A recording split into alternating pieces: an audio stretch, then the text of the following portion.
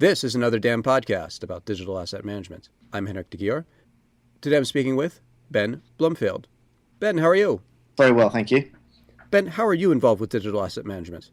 My only experience in digital asset management is within the world of video. I've worked for a number of broadcasters around the UK, and the use of digital asset management is something which is becoming increasingly important. Where I really started to get involved was when I was head of content management at ITV, and we were looking at what was regarded as the lens-to-lens process, and that's about at the point of capturing a program, capture it digitally, capture it straight onto disk. It would then be edited on disk. It would then be pushed through the transmission process through to the point of actually being transmitted as a file. I've then moved on to BBC Worldwide, where I'm Director of Global Operations, and where I have a team of 40 staff based in the UK, but also have people dotted around in other parts of the globe who facilitate the distribution of BBC Worldwide's content for the sales and distribution division.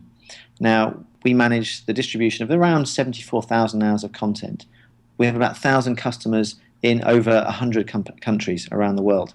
So, as you can imagine, you start doing the maths, it's ensuring that the right programs, we manage some very large kind of international brands like Doctor Who, Top Gear, ensuring that those versions are the correct version for that particular area. They may have a foreign language version associated to them. They may have other additional attributes. They may be photographs, metadata, as in editorial metadata. So it's to ensure that the deals that our sales and distribution business make, and we did about last year, we did in the region of £260 million worth of business, returning a profit around 52 million.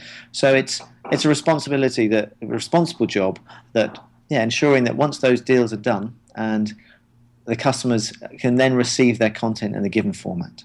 How does the largest broadcasting organization in the world use digital asset management? We are wholly owned by the BBC. Our job is to distribute the BBC's content on a worldwide scale. So we invest in the content along with BBC, or we work with our co-producers to then produce the content, and we bring those assets in. We digitize them into a large sound system which is run by Deluxe Media. So Deluxe is a global digital asset management fulfillment organization, and we store the assets within a master file format.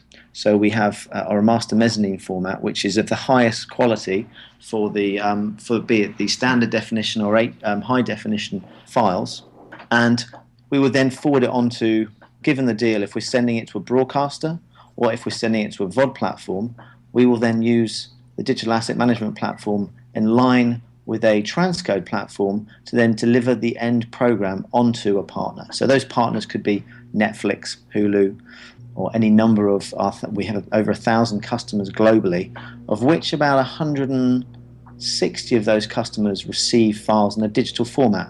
Now those digital formats are varying in their complexity. So we have the DAM, which really feeds the transcoding system, which then gives us the ability to deliver to our customers in the given file format that they require.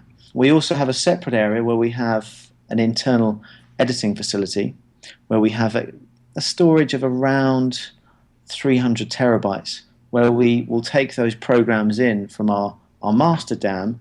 We may take those assets in, and this is where we may cut promos or cut promotional material or additional sales packages, which we then use to help sell our programs internationally. And then the final piece is we have an online platform called the OLC, which is it's the online catalogue for BBC Worldwide. Mm-hmm. And there we have in the region of about 5,500 to 6,000 hours of long-form programs, but they've been condensed down into viewable assets over the internet. So they're streamable assets of fairly low bit rate. The buyers are able to watch the videos online, and if they like them, they will then go forward and carry out a sale. So our business is, we have around 23,000 hours digitized in a number of different areas. We then sell in the region of 74,000 hours of content a year is then licensed. Now, of that 74,000 hours of material, around half of it comes from a digital source. So we may take a digital file, turn it into another digital file, and send it to our customer. Or we may take a digital file and put it onto a tape and send it to the customer. So that makes up about 55% of our business. So digital asset management plays a huge part of how we do business and how we keep our costs down and help drive our revenues. How does the organization deal with the long history of analog formats to be converted to digital form for future reuse? It's a very interesting question. Certainly one it's a hot topic for us, because we're going through an interesting stage at the moment where we're transitioning away from, there's certain tape formats which we either choose to digitize those assets or we lose them.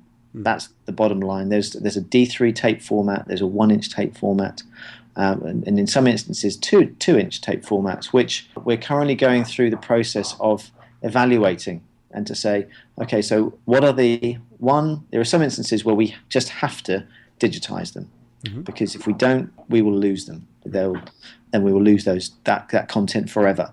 And there are some instances where there are programs which are looked on which are saying, well, actually, we see no commercial value in keeping this program. There's no historical value in keeping this. So there'll be a decision as to not encode those. But it's really a case of, one, if it's got an historical figure or an historical value to it, we are now reviewing budgets so we can actually then put forward and preserve those assets. The other side is there are programs that we're going through and we know that we can get a commercial sale against. So it's working with our internal partners to say, well, if we work with, so there's 2E, which is another part of the business, if they are willing to work with us, we can co-fund restoration and preservation projects where we could then do a joint release. So we could make it remaster assets, which would be then used for Blu-ray DVD sales, as well as international TV sales. It's a long process. We've got about 120,000 assets, physical assets in our library at the moment. And as I said, those are made up of 1-inch, 2-inch, Beta SP, Digibeta, D3, and HD. And it's a very slow kind of turning wheel. I'm sure in 15, 20 years' time, we must be thinking about how we're going to get rid of our HD CAM, SR tapes at the moment.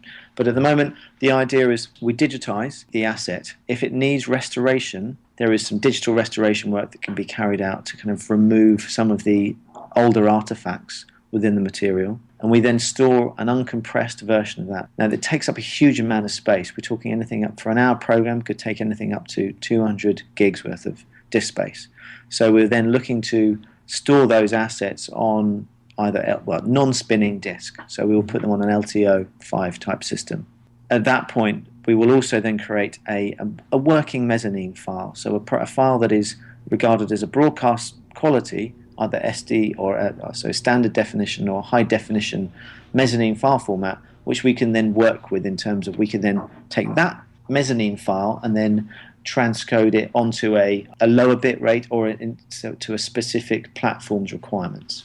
The other problem we have is that we have within BBC Worldwide, amazing as it may sound, we don't actually have a single vision of the truth. We have a vast number of assets spread across a multitude of libraries. We've got library storage in LA, New York, Germany, France, the UK, Australia, Japan, and Hong Kong. And we have multiple foreign language versions. So that could be a program which has an English language track on it. It could also have a foreign language audio dub on it. It may have subtitles associated to it. It may have a slight different variation or a different edit compared to the main master that was originally produced in the UK. We're going through at the moment a huge piece of work which is about looking at our assets across the globe and evaluating those lists and producing a single vision of the truth.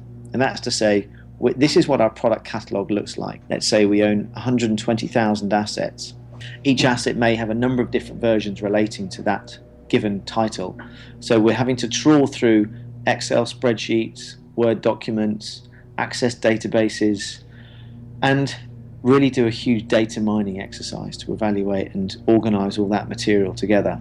And there's no easy way of doing it apart from drawing in all that information and then finding common fields within that data to then help us evaluate whether or not we should be keeping those assets or whether or not we should be we've got duplications. So the first exercise is to delete the duplication.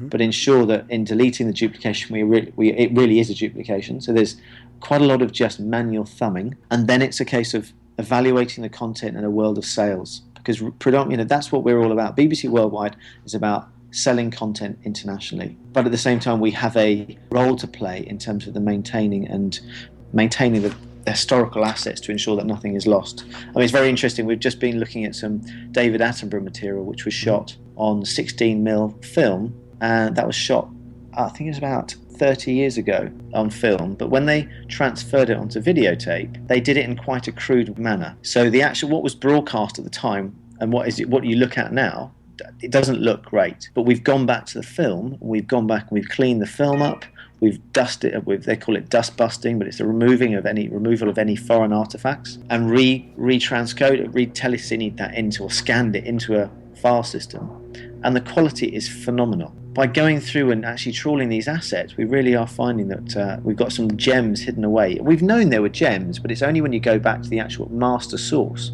do you realise that it really is fantastic quality. In answering your question, I guess the organisation, how do we actually deal with the long history of it? We have to understand it first. We have to, and that's something which we're only just starting to do. And at that point, we can then prioritise what we absolutely must keep in terms of historical, what we can lose because it's duplicated or it doesn't have a perceived value within the business. Then it's a case of picking the content that is of the least quality first, really. So we know that our 2-inch and 1-inch material, it really is falling apart.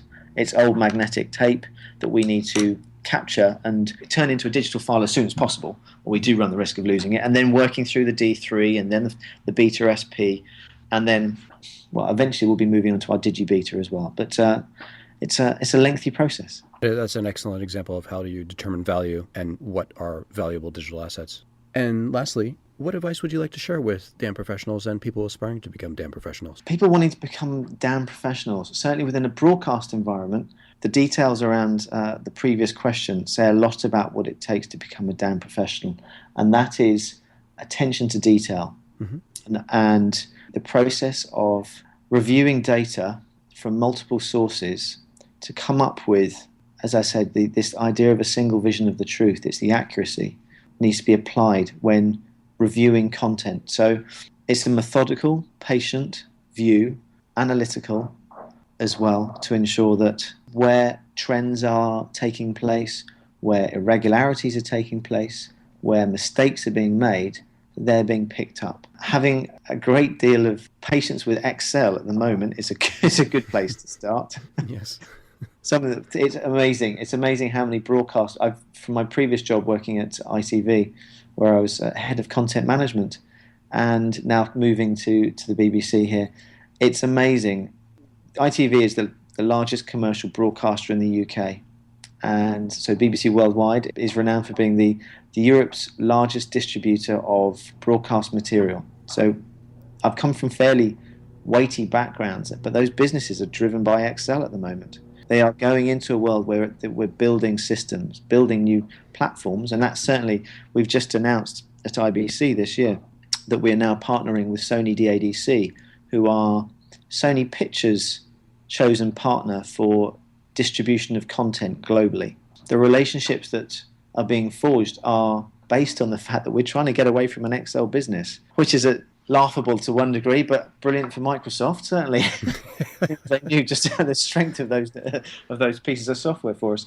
But for the professional who is, certainly there is an understanding, as I said, about the patience and accuracy, and there's also having a peripheral technical view on the industry that they choose. And I can't talk for any other industry really other than broadcast. There is a base level of understanding within digital and technology that needs to be taken on board. And then there's the broadcast element. You can talk about digital broadcast, talk about editing, you could talk about transcoding. Then you could also get very lost in the jargon. I think some people that suits them well in terms of they take a given career within their industry, but being able to cut through the jargon and explain it on a simple level, ensure that what they're saying is understood I think it speaks for a lot of industries, I'm sure, but it's amazing how complicated it can get. But actually, it doesn't need to be that complicated, because you're crossing in so many different disciplines, it does become complicated.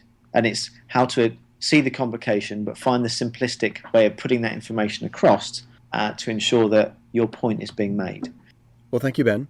For more on digital asset management, log on to anotherDAMblog.com. Another Damn Podcast is available on Audioboo, Blueberry, iTunes, and the Tech Podcast Network. Thanks again.